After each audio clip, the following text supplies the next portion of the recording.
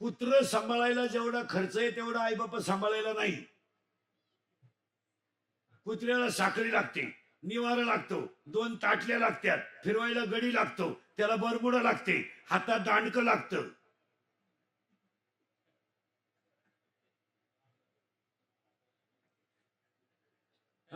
जागा लागते तेव्हा कुत्र हिंडून आणायचं. पण हिंडताना कुत्र हुशार आहे, मालकाच्या मागे नसतंय, कधी पुढे असतंय.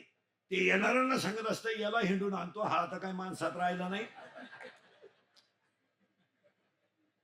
हा जवळजवळ भरमिष्ट झालाय, मीच आणतो याला फिरून. ऐका आता, आता नीट ऐका. कुत्र्याला किती सांभाळा, चावा घेतल्याशिवाय राहणार नाही. आई बापाला किती त्रास द्या, आशीर्वाद दिल्याशिवाय राहणार. आई बापांवर भाषण नको करू. फार ऐकून ऐकून लोक बधीर झाले. आई बापाची माहिती कोणत्याही 10वीला प्रवचन ठेवलं ना, 2च गोष्टी ऐकायच्या आख्यानं देऊ. आई, दुसरं ऐकायचंच नाही काही. नदीला 10वीला जेवढी प्रवास, आमच्याकडे जनरली 10वीला प्रवचन असतात. 8:30ला प्रवचन सुरू होतं, 9:30 पर्यंत 2च गोष्टी ऐकायच्या. बरं, सांगणाराची आई बाप घरी नाही ना. जो नदीला 10व्याच्या प्रवचनात रडू रडू आईची माहिती सांगतो, त्याची आई त्याला 3 वेळा हाणेल ना. एक ओवी आहे, जयाची ऐक धरण आहे. परत आई बापांवर भाषण नका करू मला. आई बापांचं कौतुक, आई बापावर भाषण. आज कीर्तनामध्ये बसलेल्या 50% महिला अशा निघतील आत्ता आत्ता का तुम्हाला तुमच्या नातवाला आत्ता हात लावायचा अधिकार नाही. आत्ता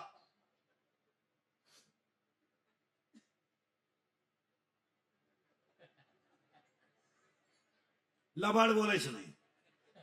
अशा 10-5 का होईना महिला कीर्तनात आहेत का नाही बोला. तुम्ही हा म्हणाल तर नाही म्हणा. कोणत्या आईला वाटत नाही माझ्या अंगावर नातू घ्यावा, कोणत्या आईला वाटत नाही मी नातवाचा मुका घ्यावा, कोणत्या आईला वाटत नाही मी माझ्या अंगावर अंगा खांद्यावर नातू घ्यावा, कोणत्या आईला वाटत नाही मी बोबडे बोलावं त्याच्याशी बोलावं, कोणत्या आईला वाटत नाही मी त्याला झोळी टाकून झोका द्यावा, कोणत्या आईला वाटत नाही मी वाटीत भात घेऊन त्याला गाणं म्हणून घालावा. आज एक मुलगा जर आईतून व्हायला राहतो तर तुम्ही नक्की सुधारले कशात, प्रश्न विचारा ना. भारी कपडे घातल्यानं जग सुधरत नाही. किती सुधरा, अजून लोक तोंडानं जेवतात.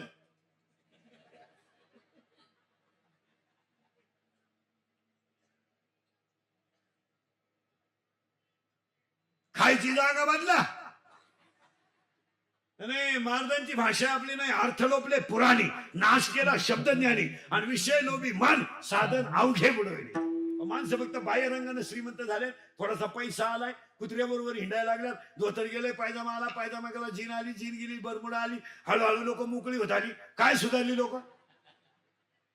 घरावरची कौलं गेली, फरशी आली, कौलं गेली, स्लॅब आला, सारवायची जागा गेली, फरशी आली. काय नवीन झालंय? तरी अजून लोक डोळे झाकूनच झोपत आहेत.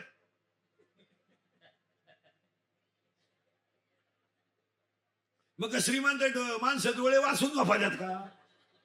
तुम्ही नैसर्गिक गोष्टीवर अतिक्रमण करायचं नाही महाराज. म्या बोलविल्या, म्या चालविल्या, असं नाही चालत महाराज. मुंगी किती जरी फिरली, मुंगी किती जरी फिरली तर मेरू पर्वत कधी ओलांडू शकत नाही, आणि मासा किती जरी पोहिला तर समुद्र कधी तरू शकत नाही, आणि पापाची लक्ष्मी किती कमवा खानदान कधी सुखानं जगू शकत नाही. नाही 13वा अध्याय ओवी सांगतोय, मुंगी मेरू ना ओलांडवे आणि मशका सिंधू ना तरवे. आयांवर कादंबऱ्या करू नका. या गायकर परिवाराने आज जो सहस्त्रदर्शन सोहळा केला, या कुटुंबाला आजपासून ध्यानात ठेवा. आजची तारीख आणि वाक्य लिहून ठेवा. आयुष्यात तुम्हाला कधी कमी पडणार नाही. आजच्या कीर्तनातलं ज्ञानदान, अन्नदान, आणि तुमच्या दारात आलेले एवढे वारकरी संप्रदायातली माणसं, यांच्या प्रत्येकाचा आशीर्वाद हाच तुमची देवाची पूजा. हे एवढे तुम्ही कीर्तन नसते ठेवले तर आलं नसते. आई वडिलांचं मातृपितृपूजन सोहळा ठेवला नसता तर हे आले नसते. हे लग्नाला येणारे नाहीत, हे सभेला येणारे नाहीत, हे साखरपुड्याला येणार नाहीत, पण कीर्तन न बुडवणारे आहेत. हे लग्नाला नसते आले, हे लग्नाला नसते आले. तिकडे उलथा तुम्हाला काय करायचं ते करा. लग्न का व्हाय करावं काही नाही. हे लग्नाला नसते आले, साखरपुड्याला नसते आले. आज गायकर परिवाराच्या दारात एवढे मोठे वारकरी. महाराज, वारकरी का दारात येतो माहितीये का महाराज? आणि केव्हा येतो माहितीये का? वारकरी कोणाच्या घरी जायला येणार का? तो कोणाच्या घरी जाईल का वारकरी? वारकरी येतो. पण तुमच्या दारामध्ये एवढे वारकरी आले ना, प्रत्येकाच्या मुखातला आशीर्वाद तुम्हाला 2 पिढे पुरेल. आणि हे वारकरी तुमच्या दारात आले याला 2च कारण आहेत आज. एक, तुमच्या आई वडिलांची पुण्याई, आणि त्या पुण्याईच्या जोरावर तुम्हाला आशीर्वाद देण्यासाठी जमलेले वारकरी. बाकी कुणी कुणाच्या घरी जायला मोकळं नाही. वारकरी 22 दिवस माऊली सोहळ्यात चालतो, कोणाला रामराम घालीत नाही. तू काय असं कच्चा गडी काय? 22 दिवस चालतं ते काय खात नाही कोणाला. डोक्यावर पडशी खांद्यावर चलो, मिळाली तर मिळाली भाकर, नाही तर तो माऊली देणारच आहे. म्हणत नाही मला भाकर देते, फुगीर राहते ती. फुगीर म्हणजे त्याचा स्वाभिमान असतो का मी वारकरी आहे, मला कोणा पुन्हा वाकायची. मग रस्त्याला अशी भिकारी किती झाले. बंगलेवाल्याच्या गेट पुढे भिकारी आलं, बंगलेवाल्यांना 90 मारेल होती. तो भिकारीला म्हणला बाहेर निघ. गेट मध्ये दिसलं तर तंगड्या तोडीन. तो भिकारी म्हणला मी असाच होतो. तू तरी तंगड्या तोडीत हो, पण मी भिकारी पोत्यात घालून आणत होतो. आता माझ्या हे दिवस आले हे तुला सांगायला आलो. दिवस फिरतात. ज्याच्या घरांमध्ये आई बापांचे छेड झाले, गायकर पाटलाच्या परिवाराने ध्यानात ठेवायचं, तुम्हाला 3 पिढ्या आता कमी पडणार नाही. पण एक वाक्य लिहून या, प्रत्येक माणसाकडे सध्या मोबाईल आहे. आहे का नाही?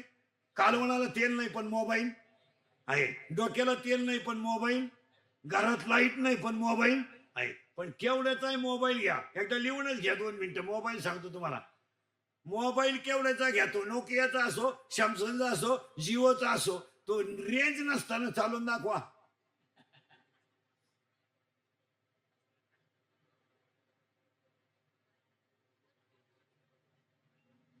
चालवा ना. मग वाक्य सांगा, मोबाईलचं हँडशीट चालवायचं असेल तर त्याला काय लागते? बोला पटकन. रेंज. मग अनंत जन्मीच्या पुण्याची सामुग्री आणि आईबापाच्या आशीर्वादाची रेंज पाहिजे, तेव्हा लक्ष्मी टिकत असते.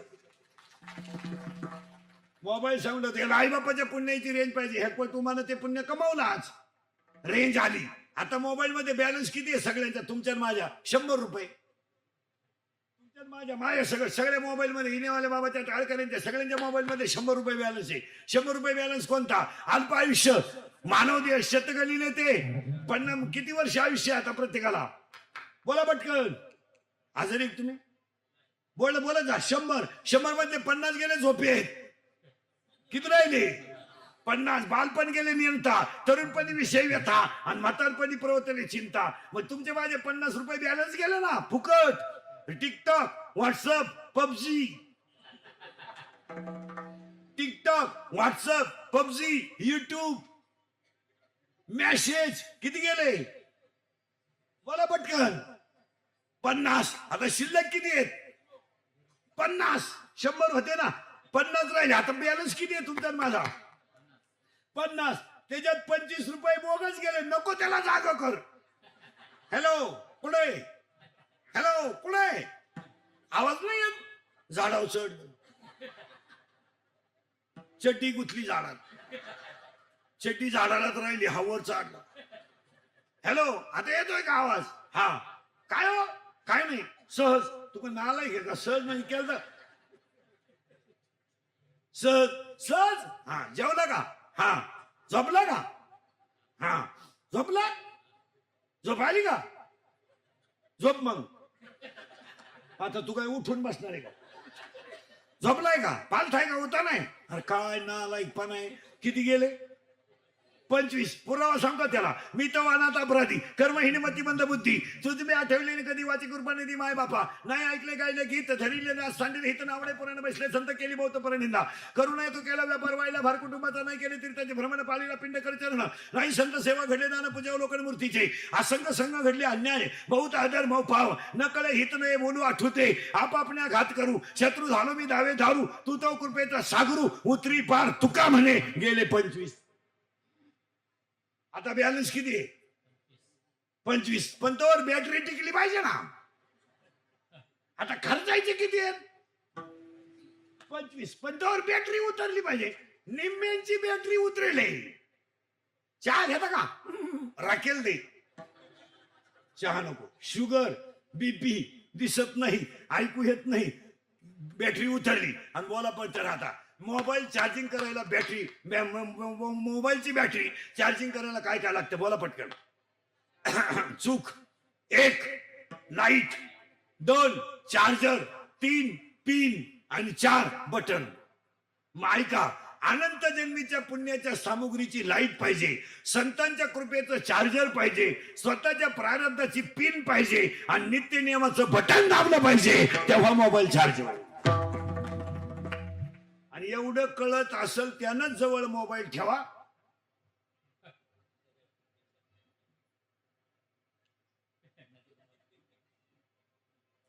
स्वतःच्या नित्य नियमाचं बटन दाबलं पाहिजे.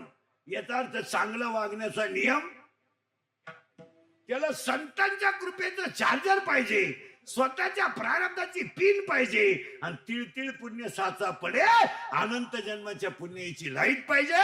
आणि या सगळ्या गोष्टी गायकर परिवारात आल्या म्हणून त्यांचा आज आई बाप्पाच्या सहस्त्र दर्शनाचा मोबाईल चार्ज झाला.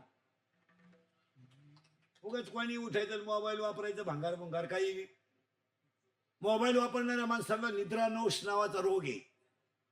नाश झोपत नाही, ते पागल झाले, ते पागल. ज्यांचे पोरग 10वीला 12वीला आहे, ज्यांचं पोरगण पोरगी आता आई बाप निडाय का आई बाप, ज्यांची पोरगी 10वीला 12वीला आहे, पोरगण पोरगी, त्यांनी आता घरी गेले पोरगण पोरगी घरात घ्या, 2-4 कानफटीत द्या आणि त्यांचे मोबाईल ताब्यात घ्या. शेवटचा वर्ष संपेपर्यंत मोबाईल देऊ नका. पोरांना तुम्ही मोबाईल द्यायचं जर 15 दिवस बंद केलं नाही, कार्टे पासच होणार नाही. 21 तारखेला 12वीचा पेपर आहे, तोंडगे पुस्तक सुद्धा उचकती नाही. 10वीचे कोणी असले पुरी सुरी नीट आहे का? 10वीचे यंदा 20 मार्क शाळेतले बंद झाले. बावळाटपणा डोक्यातून काढून टाका. ती बापाची पेंट संपली आता. गेल्या वर्षीपर्यंत काय होती पेंट, 20 पडायचे इकडं इकडं 20 पैकी 20, मग रिकामे जागा 5 मार्कांनी जोड्या लावा, 3 मार्क सुटला बुवा सुटला. यंदा मास्टरला पेपर दिला तरी पास व्हायचं नाही तर पोरग काय होत. यंदा जर 10वीच्या परीक्षेत कडक जर घेतल्या ना, कडक जे नीतीनं कोणाला पाहून द्यायचं नाही, तर 46% पोरं पास होतील. 16 लाख येते यंदा 10वीला, 12 लाख नापास होतील यंदा. युवक कार्यकर्ते फक्त. आणि यंदा गाईड जरी दिलं ना, गाईड पाहता नाही सापडलं तर पाहिजे. तू किती नाही साधी शेमीला आहे तू, शेमीला आहे का मराठी मिडियमला आहे? हा चेहरा शेमीचा आहे तुला. तू मराठी मिडियमला ना, शेमीला आहे तू कितीला आहे? 4थीला आहे का? तू 7वीला आहे का? बर्फाचा गोळा स्थायू द्रव का वायू?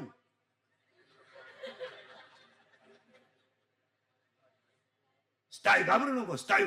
तू 10वीला आहे ना? 10वीला कोण पोरगी याच्यात? तू 10वीला आहे का? शेमीला आहे का मराठी मिडियमला आहे? मराठी मिडियमला आहे का? आता 10वीला आहे तू? मराठी मिडियमला आहे का? मराठी मिडियमला आहे का? मी एक रिकामी जागा सांगतो तेवढी भरून पाहायची. अष्टकाचा नियम टिंबटिंबने मांडला. अष्टकाचा नियम टिंबटिंबने मांडला. 10वीच्या कोणत्याही पोरीनं सांगा. अष्टकाचा नियम टिंबटिंबने मांडला नाही येत. पुढचं सांगतो. त्रिकाचा नियम टिंबटिंबने मांडला. करेक्ट. डोबेरायनरनं मांडला त्रिकाचा नियम, न्यूलँडनं मांडला अष्टकाचा नियम, मोसलेने मांडला अनुक्रम अनुअंकाचा नियम, आणि मेंडेलिपनं मारला आवर्त सारणीचा नियम, आणि मेंडेलिपनं मारला आधुनिक आवर्त सारणीचा नियम, आणि केपलरनं मांडले पहिल्या प्रकरणातले 3 नियम. आता माझ्या बोटाकडे पाहून तो नियम ओळखायचा पटकन 10वीच्या पोरीनं. पटकन बरं का, माझ्या बोटाकडे पाहिजे नियम तुमच्या पुस्तकातला आहे. आपण पुस्तक माझ्या दोन्ही पुस्तकं पाठ आहेत. विज्ञान पेपर 1 आणि विज्ञान पेपर 2, 16च्या 20च्या 20 प्रकरण पाठ आहेत माझ्या 10वीच. 10 प्रकरण द्या का मला फक्त बोटावरून तो नियम सांगायचा मला.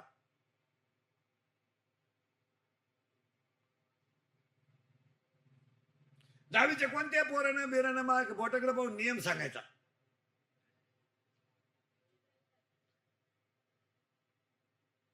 कोणते बी. डावा बरोबर आहे, डावा हात बरोबर आहे,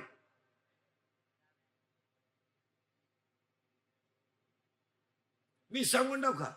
याला म्हणायचं फ्लेमिंगचा डाव्या हाताचा नियम, याला म्हणायचं फ्लेमिंगच्या उजव्या हाताचा नियम, आणि याला म्हणायचं उजव्या हाताचा नियम. दहावीला मी आहे का तू आहे? काय नाही महाराज, पुस्तक उचकणे हा विषय पोरांनी सोडून दिला. नियम बियम करायचा नाही. कीर्तनकार कीर्तन संपल्यावर जसा पैशाला हात मारतो तसा त्यानं काकड्याला हात मारला पाहिजे रोज. मी असो नाही तर माझा बाप असो नाही तर आम्ही दोघं संगत असो. किती घाई जरी असली, किती घाई जरी असली, तुम्हाला सकाळी वाचायला वेळ नाही, वाचू नका. खिशात मालिका ठेवा, वेळ मिळेल तेव्हा काकड्यावरून नजर टाकली पाहिजे. काय मध्ये काकड्यावर नजर टाकलीच पाहिजे. हरिपाठावर नजर कीर्तनकारानं टाकलीच पाहिजे. मी असं पैसे घ्यायला लाज वाटत नाही, काकडा करायची काय लाज वाटते?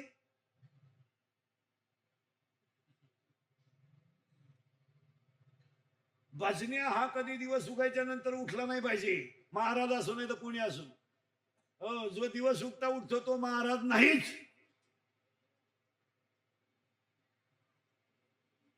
तुम्ही म्हणाल तुला पोपटवानी बोलतो, कधी अजून झोपेलच नाही सूर्य बोल. 4 करतोय. काल 4 कीर्तन केलती, परवा 4 केलती एका दिवसात. 3 तास रोज हाणतो मोकळे, चालू 3. आता 4 2-4 दिवस माग शुद्ध दशमीमुळं तरी साला टाईट. अगोदर आपण करायचं मग लोकांना सांगायचं. मी माझा बापू उचलून आपटायचा आणि तुम्हाला बापू कविता सांगायची. लाज नाही वाटली बाई? तू का म्हणे अंगे काही फळं रसाळे गोमटी नाही. इथे आपण काही फळं रसाळे गोमटी नाही, काही रसाळे पण गोमटी आहेत, काही गोमटी आहेत रसाळ नाहीत, काही रसाळही नाही गोमटी नाही. लिंबाची लिंबुळी रसाळ आहे गोमटी नाही, लिंबा रसाळही नाही गोमटी नाही. नारळ गोमटा आहे रसाळ नाही. हापूस आंबा रसाळही आहे आणि गोमट आहे, आणि धोत्र्याचं बोंड रसाळही नाही गोमटही. काही माणसांच्या आईबापाच्या बियातच दोष आहे, म्हणून संतती खराब आहे. आणि असं कोणी उठायचं माया पोरगा कीर्तनकार आला पाहिजे अशी अपेक्षा धरायची नाही. नाही नाही नाही, लोकांचा काय भ्रम झालाय, कीर्तनकाराचं पोर भजन्या झालं पाहिजे, पखवाद्याचं पोर पखवाद्या झालं पाहिजे. असं घडत नाही. पखवाद्याचं पोरग येडं निघू शकतं, भजन्याचं पोरग स्वऱ्या करू शकतं, बाबाचं पोरग पंप लुटू शकतं. असं नाही चालत. जगात एकच माणूस आहे का जे बापाला जमलं ते पोराला जमतं, पुढारी. बाप दमला का पोऱ्या उठलाच. युवा नेतृत्व हे महाराज लोकांना नाही जमायचं. आपण तो प्रयोग करायचा सुद्धा नाही. का? अध्याय नंबर 9 ओवी नंबर 38 मुडा हुनी बीजी काढले, निर्वाळी भूमी पेरले, ते सांडी विखुरी गेले ते काही. मग माळकरी मंडळींनी ऐका. हनुमंताचा जन्म सीतेला सोडवण्यासाठी झाला, रामाची भक्ती करण्यासाठी झाला. महिला मंडळ, हनुमंताचा जन्म सीतेला सोडवण्यासाठी झाला, रामाची भक्ती करण्यासाठी झाला का अंजनीच्या तपासाठी झाला?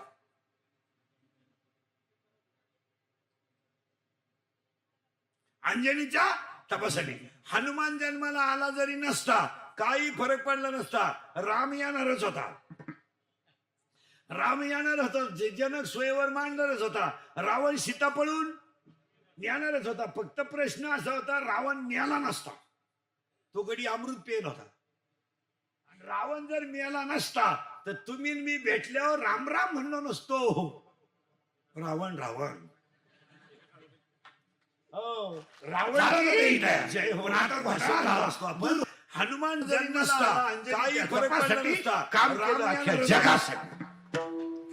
राम येणार. शिवाजी महाराज जन्माला आले, शिवाजी रावण सीता पूर्ण करण्यासाठी काम केलं अख्ख्या जगासाठी. तुकाराम महाराज आले देवाने दिलेला प्रसाद म्हणून, पण उद्धार केला अख्ख्या जगाचा. अख्ख्या जगाला. असं नाही धन्य माता पिता तया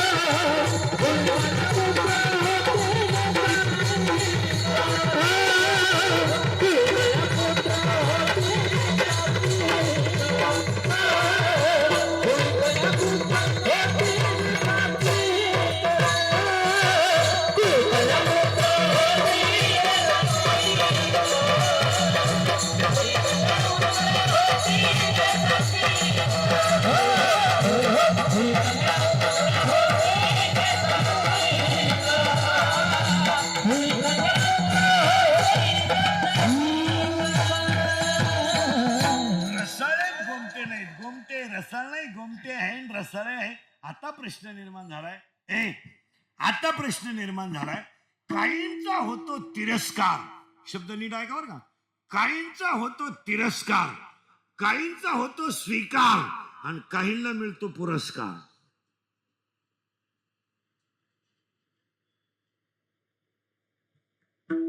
माणसं धार्मिक आहेत पण आचरण धर्मविरोधी आहे.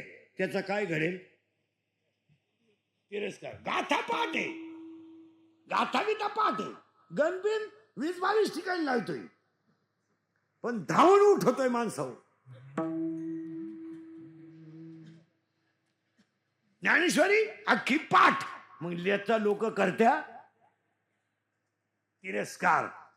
धनुष्य उचलायला जो पठ्ठ्या आलता रावण. आता तुम्ही बारीक अभ्यास करा, माझ्यापेक्षा विद्वान आहे तुम्ही. रावणाला बायका होत्या 80,000. हे मान्य आहे तुम्हाला? मान्य आहे ना? मग रावण सीता उचलायला आला तेव्हा वयाचा किती असेल?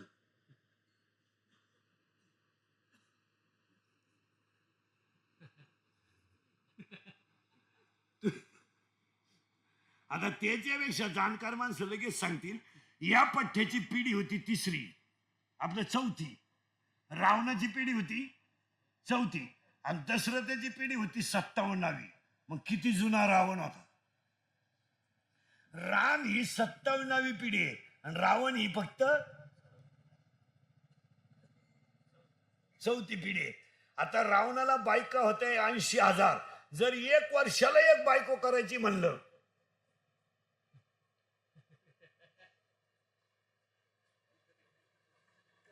वर्षाला 1 म्हणजे निदान बायकांच्या हिशोबाने रावणाचं वय किती असेल?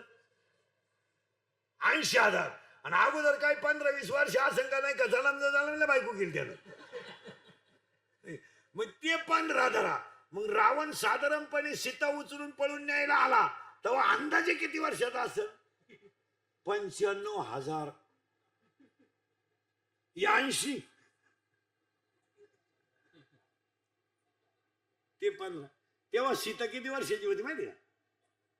किती वर्षाची होती माहिती का? 18.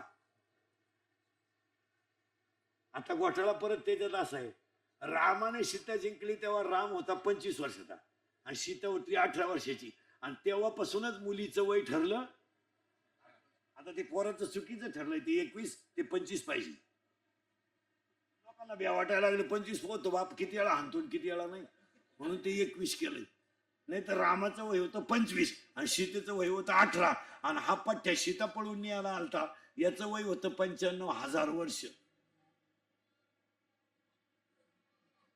म्हणून रावणाचा लोक करतात तिरस्कार आणि रामाचा करतात स्वीकार. आता उलट सांगतो, समाजाने ज्यांचा तिरस्कार केला त्यांना देवाने जवळ केलं. रावणाचा अख्ख्या समाजाने केला तिरस्कार, पण बाण मारायला रामाजवळ गेला. उलटा कार्यक्रम झाला का नाही? शबरीच्या डोक्याला कोणताच भांग नव्हता. शबरी कधी ब्युटी पार्लरला गेली नाही, फेसिंग केलं नाही, मिक्सिंग केलं नाही, सॉफ्टिंग केलं नाही. ब्युटी पार्लरला गेल्यावर 3 गोष्टी करावं लागत्या पोरीनो. पहिलं फेसिंग करावं लागतं, नंतर मिक्सिंग करावं लागतं आणि नंतर सिरेमिक्स करावं लागतं. असं आहे ते. फेसिंग म्हणजे फक्त खड्डे भरणे डांबर होत नाही, आणि मिक्सिंग म्हणजे इथल्या याला सॉफ्टिंग करणे, आणि सिरेमिक्स म्हणजे इथल्या फटीत चमकी भरणे. आणि त्याला 3 प्रकारचे भांग पाडावं लागतात. पहिला भांग आहे त्याला म्हणायचं पॉप, आणि तो पॉप भांग असा आहे का त्याला मध्ये खड्डा आहे, पुढे झटका आहे. म्हणजे इकडे एक टोकळा, इकडे एक खड्डा आणि इकडे एक खड्ड्यांमध्ये डोंगळा, त्याला म्हणायचं पॉप. दुसरा एक भांग आहे देवयानी. तो देवयानी भांग असा आहे पोरीनो, ही जी बाजू इथली त्याशी पुढे दडपवायची, म्हणजे इथं फुगा करायचा इथं, आणि त्यातली एक बट मोकळी ठेवायची, ती बांधायची नाही. ती बोलताना तोंडात गेली पाहिजे.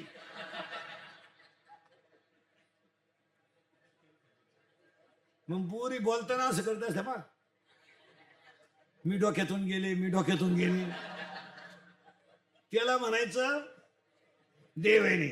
आणि आता नवीन एक भांग आलाय, नवीन, त्याचं नाव मला माहित नाही, पण चला हवा येऊ द्या. पाहिलं ना तुम्ही, चला हवा येऊ द्या, त्याच्यात भांग आहे बऱ्याच नाट्यांचा. तो भांग असा आहे पोरीनो, एकच बाजू बांधायची, ही बाजू बांधायची नाही, मोकळी अशी ओढून घ्यायची, इथं दिसलं नाही पाहिजे पुढं काही, आणि चालताना अशी चालली पाहिजे.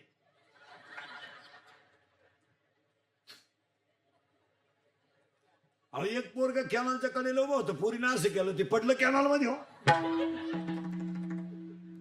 शबरीचा लोकांनी केला तिरस्कार, रामाने केला समाजाचा, रावणाने केला तिरस्कार, रामाने केला स्वीकार. समाजाने तुकोबरायचा केला तिरस्कार, देवाने केला स्वीकार. माऊलीचा समाजाने केला तिरस्कार, देवाने केला स्वीकार. मीराबाईचा घरच्यांनी केला तिरस्कार, देवाने केला स्वीकार. जनाबाईचा सगळ्यांनी केला तिरस्कार, देवाने केला स्वीकार. छत्रपतीचा जवळच्यानी केला तिरस्कार, भवानी मातेने केला स्वीकार.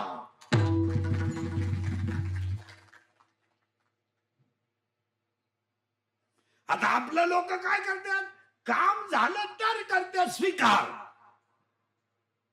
नाही झालं का तिरस्कार. आपण घेतलं नाही, दुसऱ्यानं गाडी आणली नवी इनोवा, नवी, आपल्या दारा पुढे नाही, मग चांगली म्हणायला रोग झाला का? चांगली बा, आपले लोक चांगले नाही म्हणत, एव्हरेज नाही, बैठक खास नाही, आणि मेंटेनन्स फार. आणि त्याच्या दारा पुढे जुनी जरी DI असली ना गाडी, तोड नाही, फळ रसाळ आहेत, गोमटी आहेत, पण इथं पवित्र ते कुळ, पावन तो देश. मग बीज कसं असायला पाहिजे?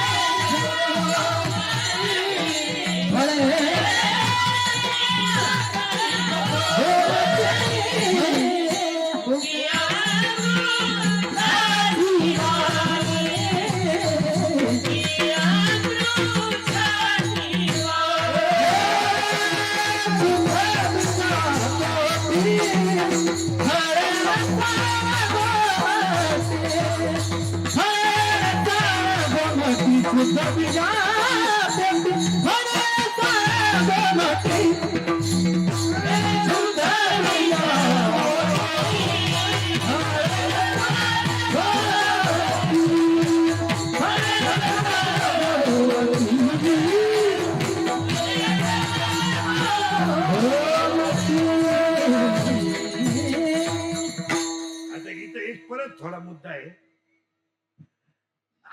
जाणकार माणूस समजा पाटे पुलश्य नावाच्या ऋषीने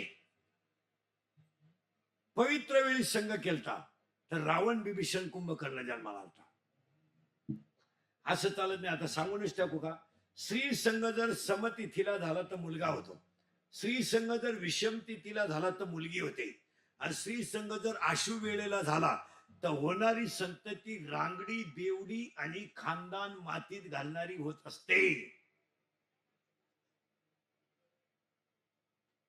नारायण नारायण म्हणत संघ झाला तेव्हा भक्त प्रल्हाद जन्माला आला, आणि आशु वेळेला संघ झाला तर हिरण्यक्ष नावाचा राक्षस जन्माला आला. अशी बोगसगिरी चालत नाही. महिला मंडळ, गरोदरपणामध्ये स्त्रीला जो पदार्थ जास्त आवडतो तोच बाळाला आवडतो. काही पोरांना भात लय आवडतो, त्याच्याही भात खायची, पण काही पोरांना नुसता रस्सा आवडतो, रस्सा. त्याची आई एकही म्हसोबाची जत्रा सोडित नव्हती, लिंबू पिळून रस्सा आणायची त्याची आई, त्यामुळे ती क्वालिटी आली. तसं चालत नाही. जसे जे पेरलं तेच. आता काय माणसं मग शंका घेत्या, कारण त्याचा बाप माळकरी असं पोर चोर कसं आलं, बापाची वासना जशी तसं होणार.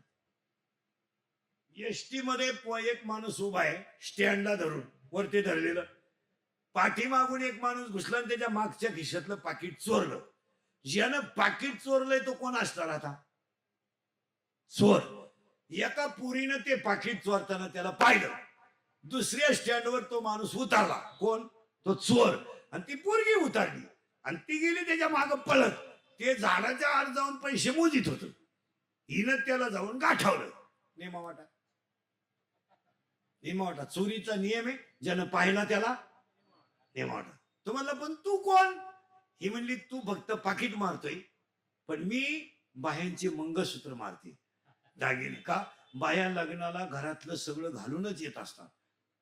मग आता ही कोण झाली? दागिने चोर. तो कोण झाला? पाकिट मार. मग तो म्हणला असं का, धंदा दोघांचा एकच आहे. मग बायको आहे माझी. त्याने तिला बायको केलं. कालांतराने ठरल्याप्रमाणे तिला दिवस गेले. ती दवाखान्यात बाळणपणाला नेली. बाळणपणाला नेल्यावर नर्स आली बाळणपण करायला, पण नर्सच्या बोटात 5 ग्रॅमची अंगठी होती. बाळणपण व्हायच्या टायमाला तिने ती अंगठी काढली आणि स्टॅपला उठवली. ते बाळ बाहेर जसं आलं,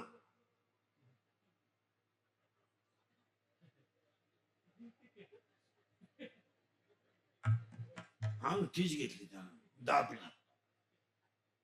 पोरग 2 वर्षाचं झालं, मोठंच उघडीनं. सगळे लोकांकडे नेलं, डॉक्टर आऊट झाले, पोर मोठंच उघडीनं. भानगड काय, एका मानस रोग तज्ञाकडे नेलं त्याला. 2 वर्षाचं पोरग झाले, मोठं उघडीनं. तो माणूस तज्ञ म्हणला थांबा, तुम्ही तिघही या. त्या माणसाला आत घेतलं, सांगितलं तुझं नाव. तू काय करतो? पाकिट मारतो. तू काय करते? दागिने मारते. मग तुम्ही दोघं बाहेर जा आणि पोर आत आणा. पोराला आत आणलं, खाटावर टेबलावर टाकलं, आणि त्यानं काय केलं, गळ्यातलं 2 तोळ्याचं लाकीट काढलं आणि असं वर धरलं. ते पडेल होतं ना खाटावर ते पोर. उघडली ना मुठफा का.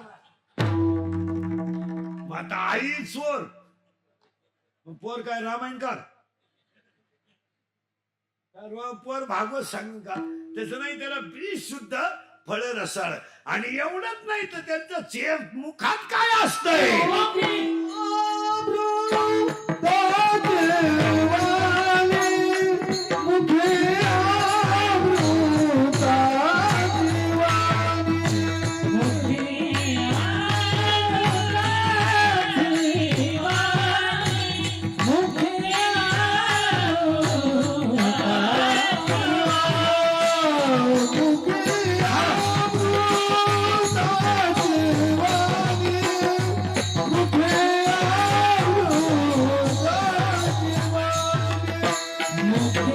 या